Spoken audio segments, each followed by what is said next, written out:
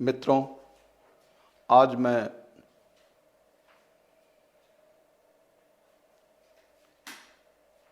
कर्म की प्रधानता विषय पर प्रकाश डालने का प्रयास कर रहा हूं। कर्म हमारे जीवन का सर्वाधिक महत्वपूर्ण तत्व है, अर्थात संपूर्ण सृष्टि का नियामक। यद्यपि विधाता है, फिर भी विधाता स्वयं कुछ नहीं करते, वो निर्णायक हैं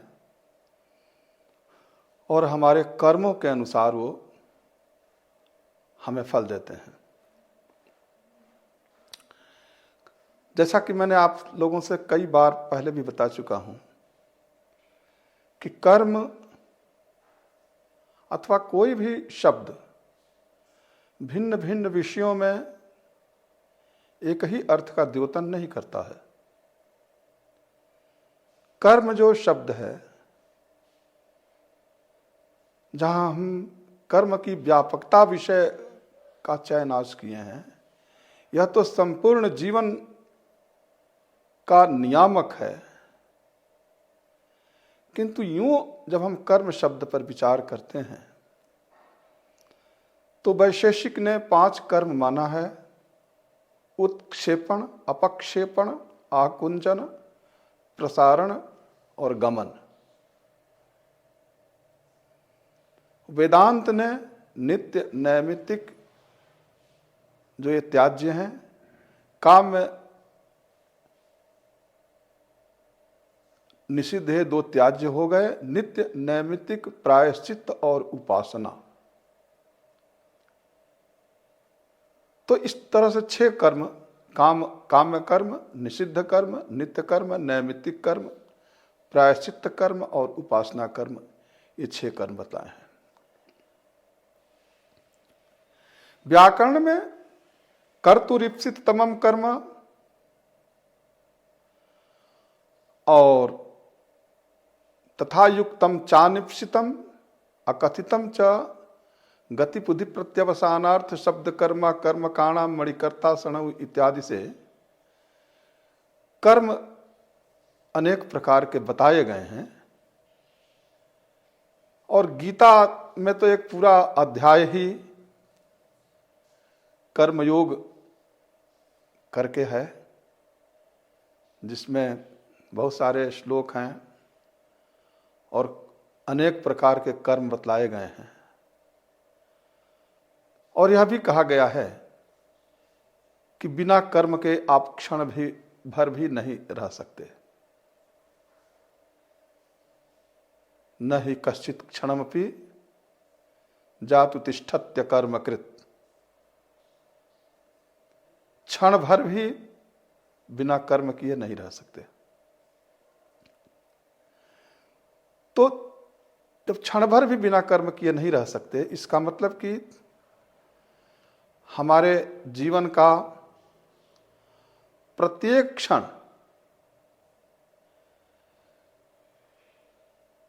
हमारे कर्मों पर आधारित है और प्रत्येक क्षण में मिलने वाला जो हमें फल है, जिसे हम भाग्य कहते हैं, वह भाग्य कृत कर्म है। जब भरत आकर के वशिष्ठ से पूछते हैं कि आपने शुभ लग्न दिया था राम के राज्याभिषेक का, और जिस समय उनका राज्याभिषेक होना चाहिए उस समय वो वन को प्रस्थान करते हैं, वनगमन करते हैं, ऐसा कैसे? तो वशिष्ठ वहां रोते हुए बिलखि कहे मुनिनाथ, बहुत रुधे गले से कह रहे हैं कि हानि लाभ जीवन मरण यश अपयश विधि हाथ। ये गोस्वामी तुलसीदास जी ने इस चौपाई को कहा है कि हानि लाभ जीवन मरण यश और अपयश ये विधाता के हाथ में है, इसमें मनुष्य कुछ नहीं कर सकता। लेकिन हम ये मानते हैं कि हमें जो भी कुछ यहां मिल रहा है, मिला है और मिलने की संभावना है, वो हमारे कर्मों के आधार पर मिल रहा है। आखिर राम यूं तो विधाता के हाथ में सब कुछ है, मनुष्य का एक क्षण भी उसके हाथ में नहीं है। सारा विधान तो विधाता ने बनाया है, सृष्टि ही बनाई है। लेकिन इन सृष्टियों को बनाने का आधार कर्म ही है। राम वन को प्रस्थान कर रहे हैं जिस समय उनका राज्याभिषेक होना चाहिए। नारद तड़प रहे हैं, मोहिनी घूम रही है, विश्व मोहिनी घूम रही है और चारों तरफ नारद घूमते हैं कि शायद मेरे तरफ आकृष्ट हो और माला पहना दे। उनके गले में माला नहीं पहनाती है। तो इस कर्म का जो राम ने उनको चेहरा दिया है, बंदर का चेहरा, ये ठीक है कि नारद ने कहा है कि जो अच्छा हो हमारे लिए वो आप करिए, लेकिन एक बार थोड़े देर के लिए अपना चेहरा दे दीजिए, अपनी शक्ल दे दीजिए, ताकि मोहिनी हमें पसंद कर ले। तो वो जो भगवान राम विष्णु ने जो उनको अपनी शक्ल दी है, तो अपनी शक्ल क्या, तो पूरा संसार का शक्ल उन्हीं का शक्ल है। वो तो सौंदर्य के खान हैं, सौंदर्य के आधार हैं। संसार के जितनी जितनी सुंदरताएं हैं वो सब ईश्वर में जाकर के निहित हो जाती हैं, विलीन हो जाती हैं। तो हैं तो सब उन्हीं की। लेकिन नारद को क्षण भर के लिए वो शक्ल दी गई ताकि मोहिनी उनको माला न पहना सके। और इससे क्रुद्ध होकर के नारद ने जाकर के भगवान विष्णु को श्राप दिया कि जिस तरह से मैं तड़प रहा हूं वैसे ही आप भी तड़पिए। तो वशिष्ठ का यह कहना कि हानि लाभ जीवन मरण यश अपयश विधि हाथ, तो विधि के हाथ में तो सब कुछ है। हानि लाभ जीवन मरण यश अपयश ही क्यों, हमारे जीवन की डोरी तो उन्हीं के हाथ में है। लेकिन सब यह उनका विशेषाधिकार है और ईश्वर अपने भक्तों के लिए विशेषाधिकार का प्रयोग जरूर करते हैं। जैसे प्रहलाद के लिए किया, ध्रुव के लिए किया, सबरी के लिए किया, जटायु के लिए किया, अपने विशेषाधिकार का प्रयोग किया। लेकिन अपने लिए नहीं करते हैं। ईश्वर की यह विशेषता है कि वो जीव के लिए सब कुछ करते हैं लेकिन अपने लिए कुछ नहीं करते हैं। तो यहां पर राम का वन प्रस्थान करना, यह जो उनके भाग्य की प्रबलता है, इस प्रबलता के कारण वो खुद हैं। राम विष्णु को किसी एक व्यक्ति ने नहीं, अनेकों ने शाप दिया था और अनेकों का उन्हें उद्धार भी करना था। जैसे माता अहिल्या को पत्थर से नारी बनाना था, माता सबरी का उद्धार करना था, जटायु का उद्धार करना था, जय विजय जो उनके द्वारपाल हुआ करते थे शापवश ये राक्षस योनि में आए, बार बार आकर के उन्हें मारना पड़ा। तो अपने लिए प्रभु कुछ नहीं करते हैं, लेकिन भक्त के लिए सब कुछ करते हैं। तो हानि लाभ, जीवन मरण, यश और अपयश ये विधाता का विशेषाधिकार है। लेकिन अगर उसको हम छोड़ दें तो प्राणी कतई यह नहीं कह सकता है कि हम भाग्य के भरोसे जी रहे हैं। जो कहता है उसे मैं बुद्धिमान नहीं मानता हूं, क्योंकि जो भी कुछ हो रहा है वो सब हमारे कर्मों का फल है। हम अपने कर्मों के द्वारा ही यहां तक पहुंचे हैं। और कर्म की जो वैशिष्ट्य है, कर्म की जो विशेषता है, वो बहुत बड़ी है।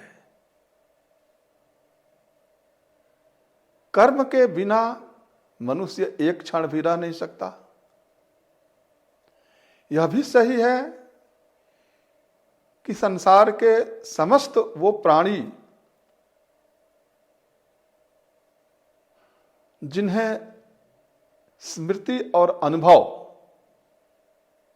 जो बुद्धि के विविध प्रकार हैं वो नहीं प्राप्त हैं, जिन्हें चिंतनशीलता, विवेक, ज्ञान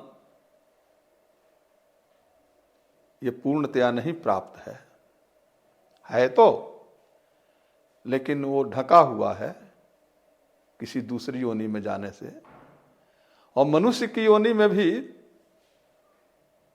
वो तभी उभरता है, तभी सामने आता है जब कर्म ऐसा किया गया हो। क्योंकि मनुष्य, पशु, पक्षी, उद्भिज में आत्मा तो एक ही है। ये केवल शरीर भेद है जिसके चलते उसके वो सब संस्कार दबे हुए हैं। संस्कार तो सारे हैं,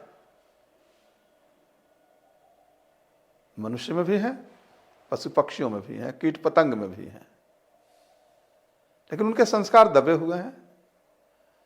हमारे संस्कार हमारे पास हैं, हमारे हाथ में हैं, और इस कर्म के चलते जो हमारा कृत कर्म है उसी को हम भाग्य मानते हैं। भाग्य कहीं अलग से नहीं। अगर हम भाग्य की बात करें, जो लोग कहते हैं भाग्यम फलति सर्वत्र न च विद्या न च पौरुषम, ये बहुत बड़ी कायरता है मनुष्य की। ये उसका दंभ है, क्योंकि वो अपने कर्म को देखना नहीं चाह रहा है। पितामह भीष्म मृत्यु शैया पर पड़े हुए हैं,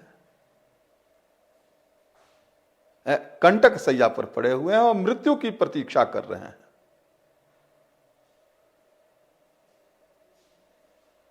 जिन्हें इच्छा मृत्यु का वरदान मिला हुआ है,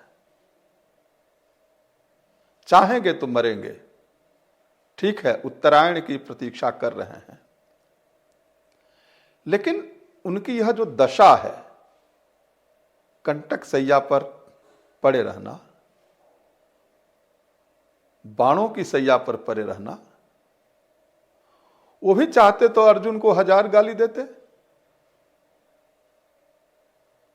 अर्जुन को बहुत कुछ कहते। अर्जुन उनका पौत्र है,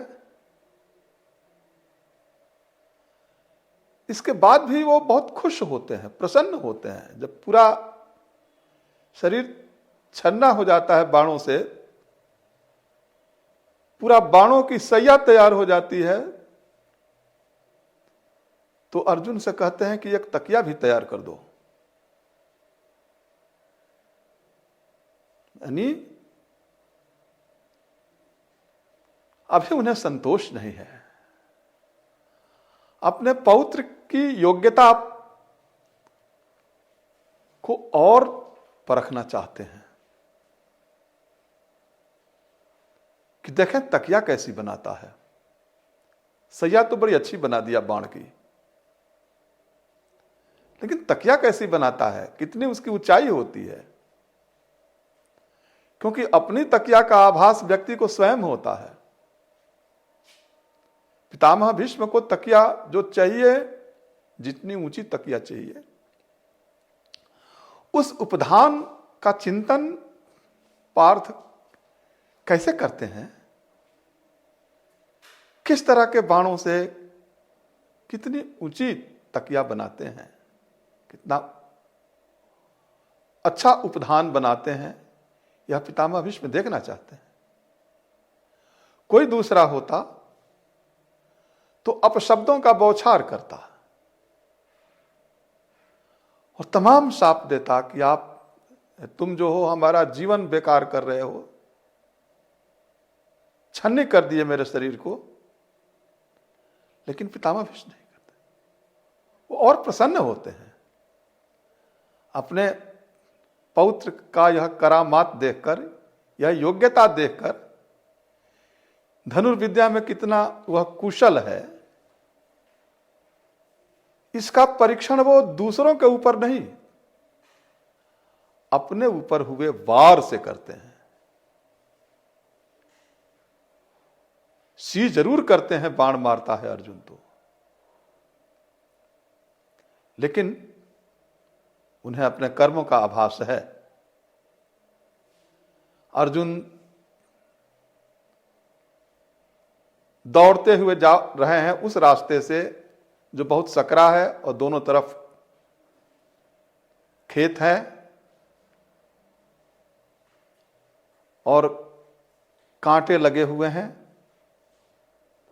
और उस बीच पतले रास्ते से वो दौड़े हुए जा रहे हैं। जवान है, युवा अवस्था है। उधर से एक वृद्ध व्यक्ति आ रहे हैं, उनको धक्का देते हैं, वो कांटे पर गिर जाते हैं और वो चले जाते हैं। ये बात भी अर्जुन को स्वतः पता नहीं होती है, क्योंकि अर्जुन आफ्टर ऑल तो मनुष्य थे। भीष्म पितामह आफ्टर ऑल तो मनुष्य थे, ऐसे अष्टवसुओं में एक थे, लेकिन शापवश मानव योनि प्राप्त किया था। अब उनको इस बात का आभास कैसे हुआ कि यह हमारे कर्मों का फल है?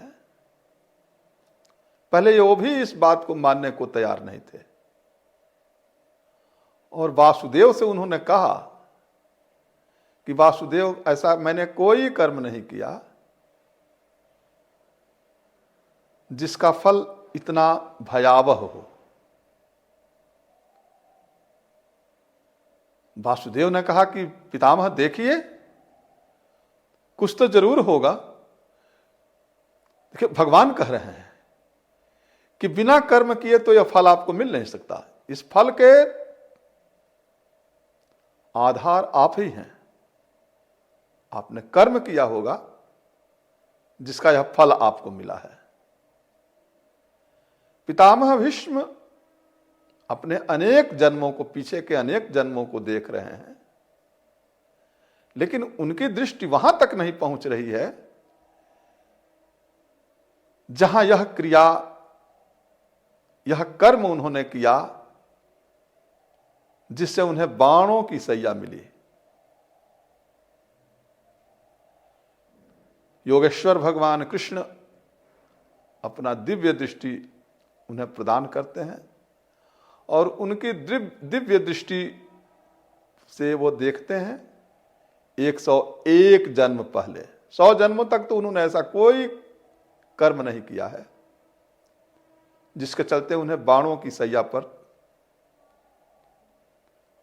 मृत्यु की आवाहन के लिए उत्तरायण की प्रतीक्षा में लेटना पड़े।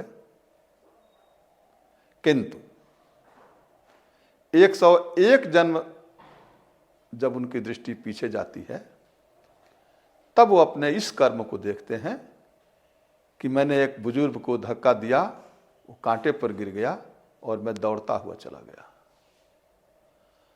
अर्जुन पितामह भीष्म को बाण से मारते हैं, दुखी भी होते हैं, लेकिन उनकी विवशता है। उनकी विवशता यह है कि भगवान कृष्ण उनसे पहले कह चुके हैं कि तुम्हें किसी को नहीं मारना है, ये सब मरे हुए हैं।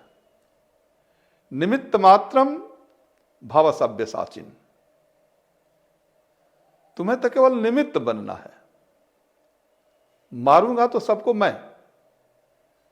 क्योंकि जो जन्म नहीं दे सकता वह मार नहीं सकता है। यह बहुत बड़ी बात है। मारने का अधिकार वास्तव में उसी को है जिसमें जन्म दिया। और अगर कोई दूसरा व्यक्ति मारता है, गोली मारता है, फरसा से काट देता है, चाकू भोंक देता है, तो वह हमारा पिछला कर्म है। लेकिन हम ये कतई नहीं कहना चाहेंगे आपसे कि हम छत से कूद करके अपना जान दें। ये हमारा कर्म हो सकता है कभी का कि किसी को छत से फेंके हों, यह हमारा कर्म हो सकता है। लेकिन हम इस कर्म को ही माने, इस बात को न माने कि हमको किसी ने फेंक दिया वो दोषी है। वो दोषी नहीं है। हमको जिसने फेंका वो दोषी नहीं है। हम जिस द्वारा फेंके गए उसके लिए हम खुद जिम्मेदार हैं। हमने वह कर्म किया था और उस कर्म के चलते इस फल की प्राप्ति हुई कि उसने मुझे छत से फेंक दिया। मैं बहुत विचार करता हूं इस विषय पर कि विधाता किसी को 10 संतान दे देता है लेकिन उसको खाने का ठिकाना नहीं। किसी के पास करोड़ों रुपया दे देता है लेकिन उसको कोई भोगने वाला नहीं। खुद के पास खरबों रुपया है लेकिन स्वयं ब्लड प्रेशर और शुगर का पेशेंट है, कुछ खा नहीं सकता, कुछ पी नहीं सकता। तो ये सारा का सारा जो किया हुआ है वो उसके कर्मों का फल है। जैसे आपकी चीनी, क्योंकि आप इस सृष्टि में आए हो, इस दुनिया में आए हो, तो आपको सब कुछ तोल के मिला है। क्यों? कि आपका वही कर्म था। जितना पाने का अधिकार आप रखते हैं उस अधिकार के पीछे कर्तव्य लगा हुआ है। आप केवल अधिकार की बात मत कीजिए, क्योंकि कृत कर्म भाग्य है। कृत कर्म भाग्य है, लेकिन अधिकार की अपेक्षा करने वाले व्यक्ति को अपने कर्तव्य का भी चिंतन करना चाहिए। आपका अधिकार है लेकिन आपका कर्तव्य भी तो है। कर्तव्य किए बिना अधिकार की चेष्टा करते हो, कर्म किए बिना भाग्य की चेष्टा करते हो, ईश्वर को दोष देते हो। ईश्वर ने ऐसा कर दिया, ऐसा ही होना था, ऐसा होना नहीं था। आपने ऐसा होने देने के लिए कर्म किया। आपके कर्मों के अनुसार ऐसा हो रहा है। तो आप जब इस सृष्टि में आए तो उस कर्म के आधार पर आए कि आपको इतना श्वास अपने जीवन में लेना है, इतने श्वास लेने हैं, इतना आपको पानी मिला, इतना आपको अन्न मिला, इतना आपको सुख सुविधाएं मिली, इतना आपको तोल करके सब कुछ मिला है। ध्यान रखिए कि मिर्च, नमक, चीनी, हवा, पानी, अन्न, पुत्र पत्नी पति का सुख, नाती पोते का सुख, पड़ोसियों का, गांव का, राज्य का, देश का ऋण आपको किस रूप में चुकाना है, कितने दिनों तक चुकाना है। आप देखिए, कोई पैदा होता है, थोड़ा बड़ा होता है, 17-18 साल का, तो मिलिट्री में भर्ती होता है, इसलिए कि वो देश का ऋणी होता है और उसे चुकाना है। कोई डीएम बन गया, कोई सिपाही बन गया, कोई दरोगा बन गया। दुर्भाग्य यह है कि जो लोग कुछ बन जाते हैं वो अधिकार को प्राथमिकता देते हैं, कर्तव्य को नहीं। और इसीलिए देश की उन्नति नहीं हो पाती। देश की अवनति में कारण हम सभी हैं। हम सभी ने अपना अधिकार मान रखा है। अब जैसे किसी दारोगा को आईओ बना दिया गया, इन्वेस्टिगेटिंग ऑफिसर बना दिया गया, तो ये मान लिया कि मैं जो लिख दूंगा वही सही है, वो पैसा लेकर के लिख देता है। अब केवल दरोगा की बात नहीं है, एक बहुत छोटी पद से लेकर के सर्वोच्च पद पर बैठा हुआ व्यक्ति भी सिर्फ अपना अधिकार मानता है, कर्तव्य को नहीं समझता। जबकि हम सबके लिए कर्तव्य पहले है, अधिकार बाद में है। तो जब आपको सब कुछ तोल के मिला है अपने जीवन में, आपने जिस किसी चीज का अधिक उपभोग कर लिया, चीनी अधिक खा लिए, तो आपकी उतनी दिनों के लिए चीनी छोड़नी पड़ेगी। श्वास आपने जल्दी जल्दी ले लिया, दौड़ करके, संभोग करके, तमाम परिस्थितियां हैं जिसमें श्वास की गति स्वतः बढ़ जाती है। तो अब उतना जल्दी जल्दी आपने श्वास लिया, तो आपको तो श्वास गणना में मिला था ना। तो अब श्वासोच्छ्वास की स्थिति आपकी बिगड़ेगी। जल आपको तोल के मिला था, अब आप उस जल से गाड़ी धुलने में अगर आप 10 क्विंटल पानी खर्च कर देते हैं, समर चला के छोड़ देते हैं, नाली में पानी बहता रहता है, तो आपको तो तोल के मिला है। आप जितना दुरुपयोग करोगे उतने दिन के लिए आपसे पानी छीन जाएगा। आप पानी के लिए तड़प के रह जाओगे। रेगिस्तान में जन्म होगा, घंटों प्रतीक्षा करना पड़ेगा कीचड़ मिला हुआ पानी जमीन में आने के लिए। तो जो भी कुछ आपको यहां मिला हुआ है, मिल रहा है और मिलने वाला है, उन सबके लिए आप खुद जिम्मेदार हैं। दूसरों को दोष दे करके आप अपने आप को शुद्ध सिद्ध नहीं कर सकते। यह कहना बहुत आसान है कि मैं दे रहा हूं, मैं कर रहा हूं, कोई किसी को दे नहीं सकता, कोई कुछ कर नहीं सकता। कैसे कर लोगे? प्रधानमंत्री महोदय अगर किसी को कुछ दे रहे हैं तो उनकी अपनी कमाई नहीं है। मुख्यमंत्री महोदय किसी को कुछ दे रहे हैं, जिलाधिकारी महोदय किसी को दे रहे हैं, तो ये उनकी अपनी कमाई नहीं है, ये देश की कमाई है। और देश की जो संपदा है उसको लुटाने का किसी भी व्यक्ति को अधिकार नहीं। आप देश को बनाने के लिए बैठे हैं, बिगाड़ने के लिए नहीं। तो कर्म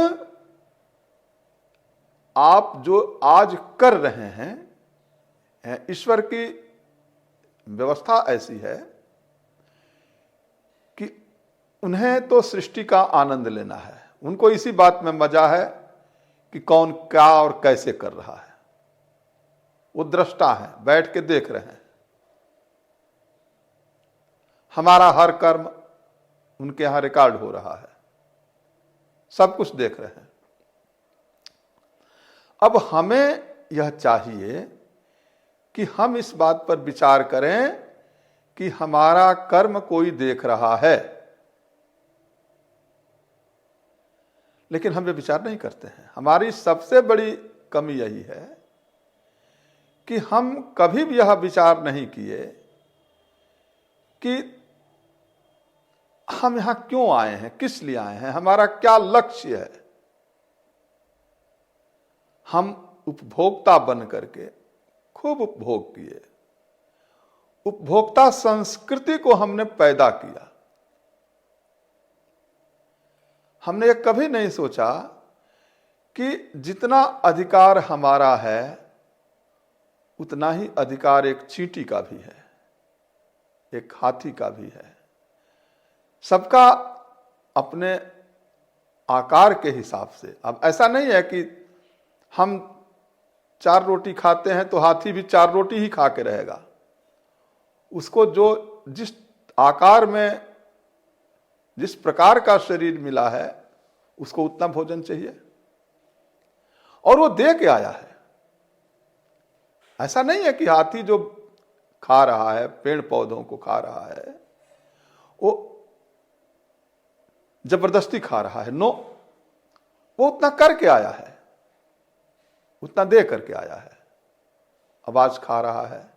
फिर अब यह कर्म की श्रृंखला है।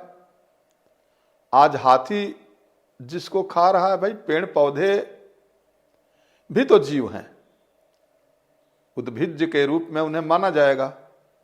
वनस्पति जगत, वृक्ष, पौधे,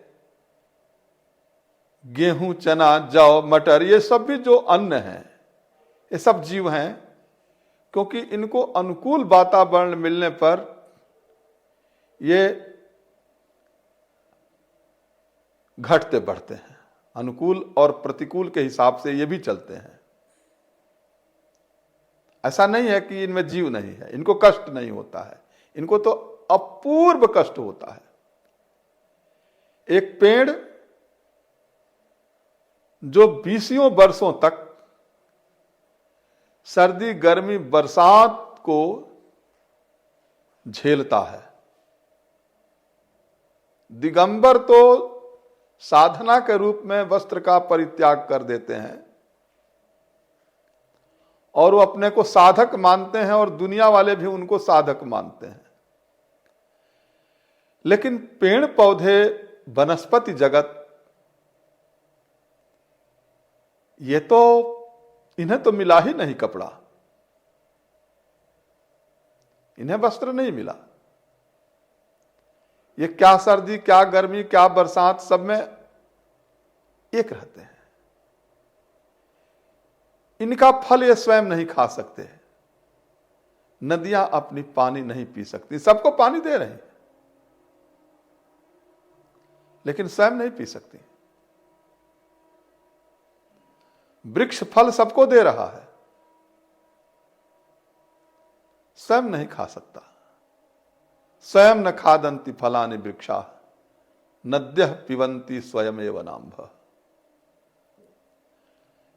इसका मतलब यह हुआ कि जिस कर्म की श्रृंखला में हम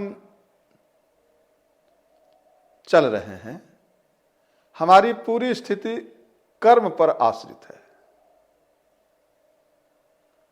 हमें जो भी कुछ मिला है कर्म के नाते मिला है, हम जो भी कुछ है कर्म के चलते हैं। लेकिन अगर इस कर्म में अहंकार हो गया कि मैंने किया था, मैं कर रहा हूं, ये अहम भाव अगर हो गया तो फिर कर्म कर्म न रह करके वह अहंकार का रूप ले लेता है। और जहां अहंग हो जाए, वो अहंता का नष्ट होना आवश्यक नहीं, अनिवार्य है। बड़े से बड़े अहंकार वाले यहां आए और वो यहां से उनका अहंकार नष्ट हुआ और वो गए। अब रावण से बड़ा अहंकारी कोई नहीं था।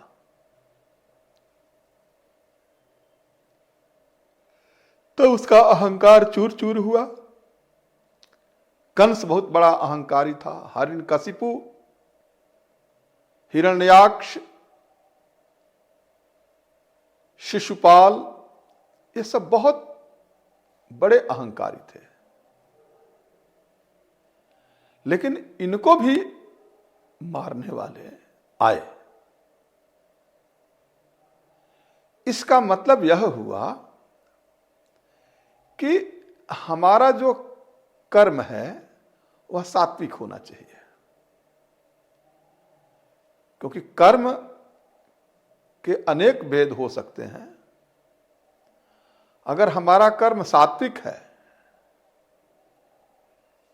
हमारा कर्म नैतिक है, तो उस कर्म पर हमें गौरवान्वित होने की आवश्यकता नहीं है, बल्कि यही हमारा लक्ष्य है कि हम कर्म को सात्विकता के साथ, नैतिकता के साथ, बिना किसी फल की अपेक्षा किए हुए सतत दूसरों के लिए दया, क्षमा, यह प्रदान करते हुए, हमारे यहां की यह रीति रही है कि दूसरों के उपकार में लोगों ने अपने को समाप्त कर दिया है।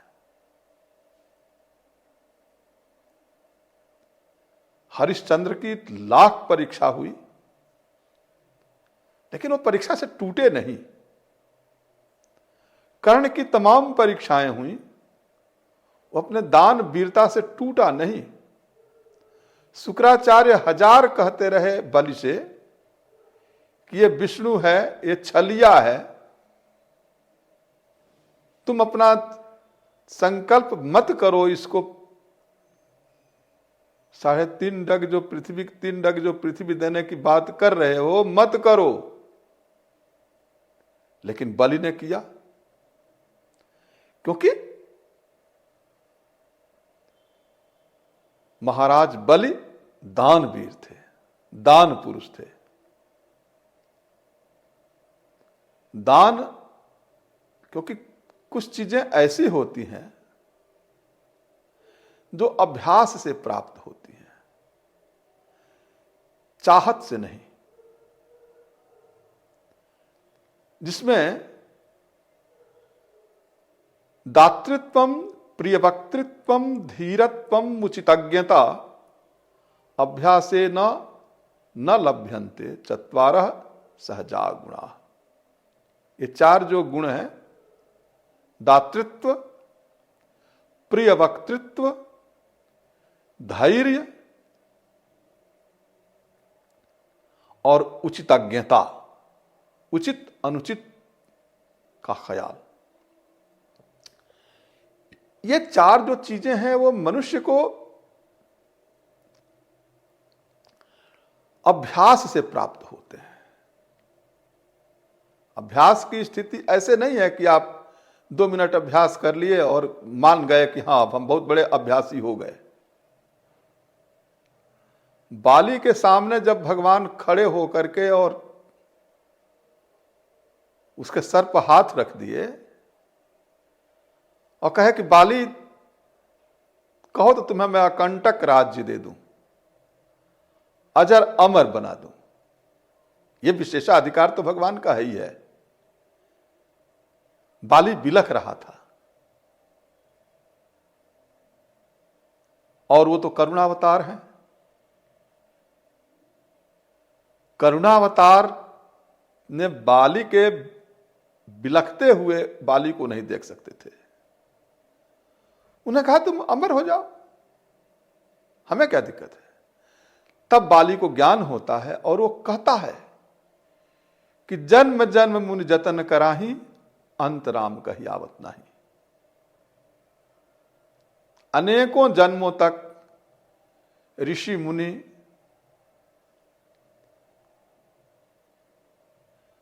प्रयास करते हैं, तपस्या करते हैं, लेकिन मृत्यु के समय राम शब्द भी उनके जिह्वा पर नहीं आता है।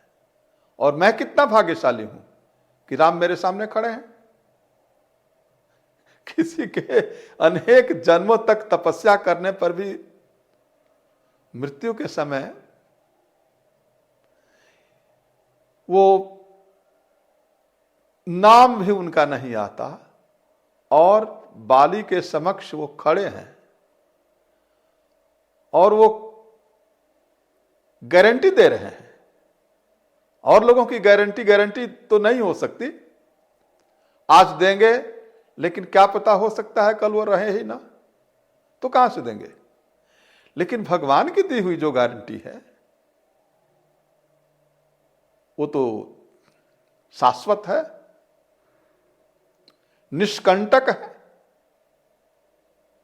उस गारंटी को तो कोई रोक ही नहीं सकता। वो राम कह रहे हैं बाली से कि बाली तुम्हें मैं अमर बना देता हूं। और बाली कह रहा है कि साहब इससे बड़ा और सौभाग्य क्या हो सकता है कि आप मेरे सामने खड़े हैं। तो ऐसी चीज क्यों मांगा जाए जो नष्ट होने वाला है। ऐसी कोई चीज मांग ली जाए जो अनश्वर हो। तो उसने मोक्ष मांग लिया, मुक्ति मांग ली, संसार से छुटकारा मांग लिया। क्योंकि संसार में कष्ट ही कष्ट है। हम जितने हैं अपने को बहुत भाग्यशाली मानते हैं क्योंकि कर्म कुछ अच्छा कर ले गए होंगे जिसके चलते आज भाग्यशाली मान रहे हैं।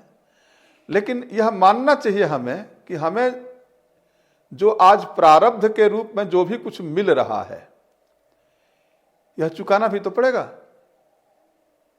किसी को अगर 1 करोड़ रुपया कहीं मिल गया तो वो 1 करोड़ पा करके खुश तो हो सकता है, लेकिन ये उसको देना भी तो पड़ेगा। तो हम ये नहीं कह रहे हैं कि वो दुखी भी हो, लेकिन वो ये न माने कि हम भाग्यशाली थे इसलिए पा गए, क्योंकि उसको चुकाना है। तो कर्म की गति न्यारी होती है।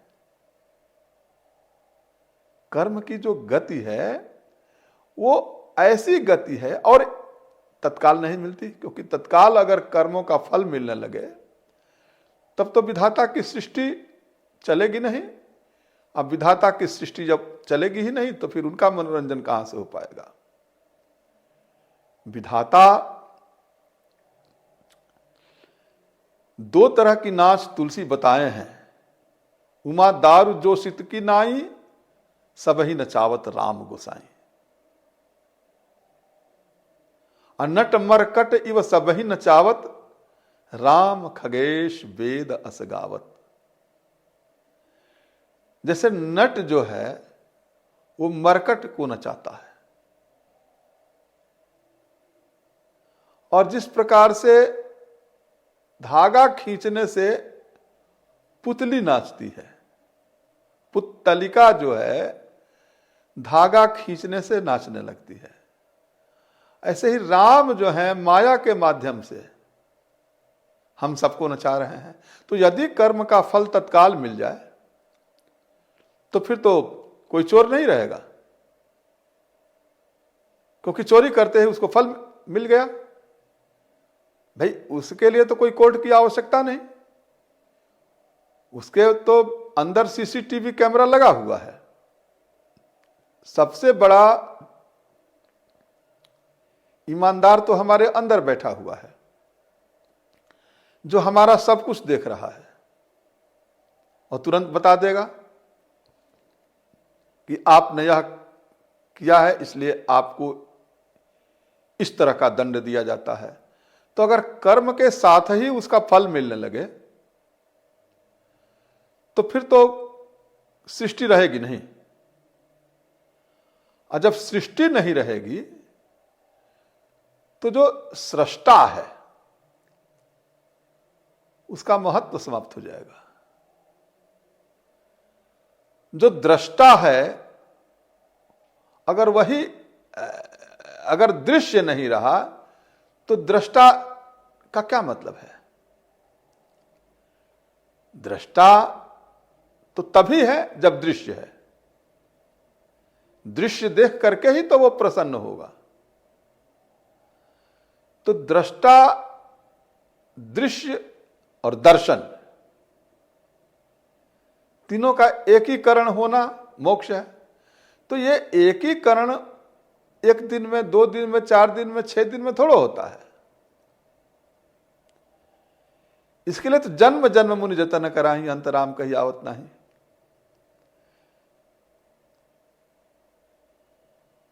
बिंदु स्वामी प्रार्थना कर रहे हैं ना, इतना तो करना स्वामी जब प्राण तन से निकले, गोविंद नाम लेकर जब प्राण तन से निकले। गोविंद का नाम लेते हुए प्राणांत हो तो मोक्ष की प्राप्ति होती है। लेकिन गोविंद का नाम आए कैसे? क्योंकि जन्म जन्म मुनि जतन कराही, अंत राम कही आवत नहीं। राम का नाम अंत में आता ही नहीं। उसके लिए तो आपको अभ्यास करना पड़ेगा। और बाली इसी आधार पर भगवान को जीत लेता है, कहता है नहीं साहब ना, केवट को जब राम उतराई देना चाहते हैं, बड़ा बहुमूल्य चीज उसको दे रहे हैं, अपनी अंगूठी ही दे रहे हैं, तो केवट कहता है कि नहीं प्रभु नहीं, आपसे मैं नहीं लूंगा।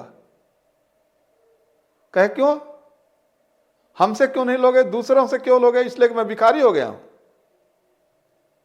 मेरा वनवास हो गया है। तो कहता है नहीं प्रभु नहीं, बात यह नहीं है। तो कहते हैं अरे भाई, अब दूसरा कोई होता, आज के कोई क्षत्रिय परिवार का होता तो चढ़ जाता। कहता है तेरी हिम्मत कि तू कहता है कि आपसे नहीं लोगा, तो मुझे भिखारी मान रखा है। लेकिन राम नाराज नहीं होते हैं, बहुत प्रसन्न होते हैं। वो तर्क देता है। वो जब पूछते हैं कि भाई हमसे क्यों नहीं लोगे, तो कहता है कि हम दोनों नाव खेने वाले ही तो हैं। मैं सांसारिक नदियों को पार कराता हूं नाव से, और आप संसार रूपी समुद्र को पार कराएंगे। इसलिए हम दोनों एक ही श्रेणी में आते हैं। जब एक ही श्रेणी में आते हैं तो क्यों लेना है? हम आपका काम कर रहे हैं, आप हमारा काम कर दीजिएगा, हिसाब बराबर। तो यह कर्म है, यहां भी कर्म है। केवट राम को यह भरोसा दे करके कि साहब आप हमको पार उतार दीजिएगा, भवसागर पार उतार दीजिएगा, मैं आपको पार उतार दिया। राम इस समर्पण को देख करके और इस इच्छा शक्ति को देख करके बहुत प्रसन्न होते हैं कि एक ऐसा भक्त जो ऐसे संकट में तो लोग अभी अगर समर खराब हो जाए, अभी कोई बेहोश हो जाए और डॉक्टर को घर पर बुलाया जाए तो 1000 रुपया लेगा केवल आने का, क्योंकि वो तो हर मिनट रुपया लेता है। नाड़ी पकड़ता है, तुरंत दवा लिख देता है, 1000 रुपया पकड़ लेता है। तो यहां आएगा, आने जाने में उसका कम से कम 1-1.5 घंटा बर्बाद होगा, तो 10,000 रुपया उसकी फीस हुई। केवट का जो पार उतारना है गंगा उस पार, वो केवट बदले में क्या मांग रहा है? भवसागर से पार उतरने की बात कर रहा है। राम को गंगा पार करा रहा है और अपने भवसागर पार होना चाहता है। और राम इस पर खुश होते हैं कि कुछ मांगा तो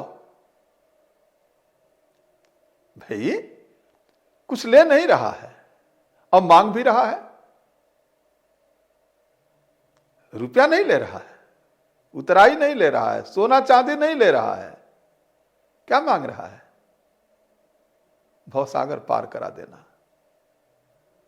दोनों खेवैया हैं। हम यहां नाव खे करके तुम्हें पार करा रहे हैं, हम जब तुम्हारे दरवाजे आएंगे तो तुम हमें पार कर देना। तो एक कर्म के बदले जो दूसरा कुछ हमें मिलता है, जिसको हम भाग्य कहते हैं, प्रारब्ध कहते हैं, वो वास्तव में कृतकर्म है।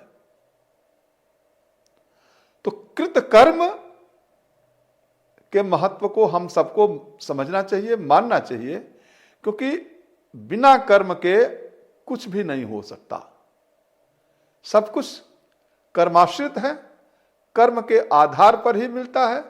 इसलिए हम सबको सात्विक, नैतिक, निरपेक्ष भाव से, स्वार्थ रहित होकर के, दया और विनम्रता के साथ, अहंता का परित्याग करके कर्म करना चाहिए। और इसी को योग कहते हैं। भगवान कृष्ण ने जो गीता में कहा, योगः कर्मसु कौशलम,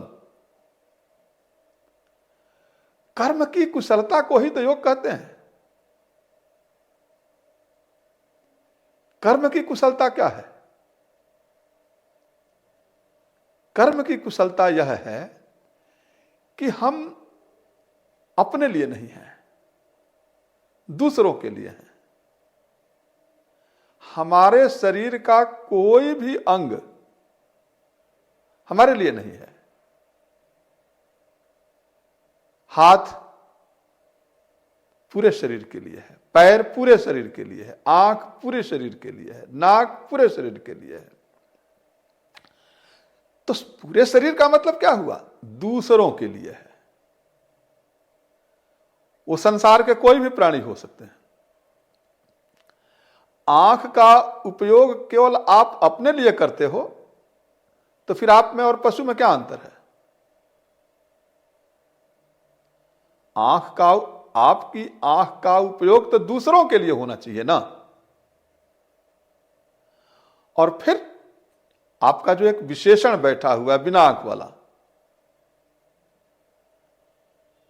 आप आंख वाले तब कहे जाते हो जब कोई बिना आंख वाला है।